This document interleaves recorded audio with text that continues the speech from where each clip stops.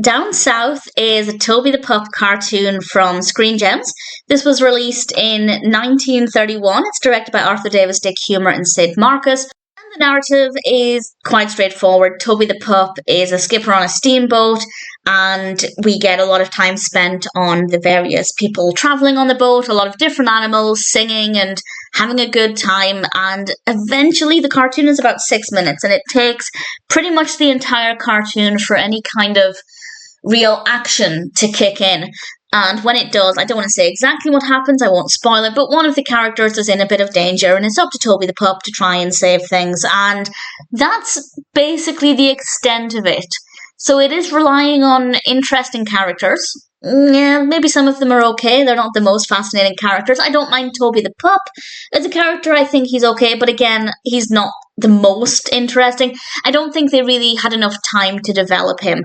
There is only a handful of Toby the Pup cartoons, and just as a point of interest, this is actually the last one that I have to watch because quite a few of them, well, a small handful, are actually missing, which doesn't help things really. And there's not really enough time to get to know the character, but at this point I don't feel like he is the most fascinating. He is a pretty bland character. I don't mind the design of him, but the narrative here is not that interesting, and the characters are not that fascinating. Then we have the animation quality. I don't mind it actually. I feel like we have, in some scenes, a nice attention to detail.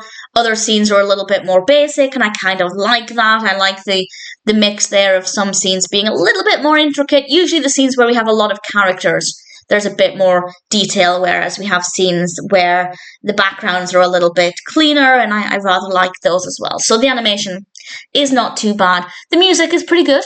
The music is pretty engaging. So it's not necessarily a bad cartoon. It's just maybe a little bit bland, a little bit dull.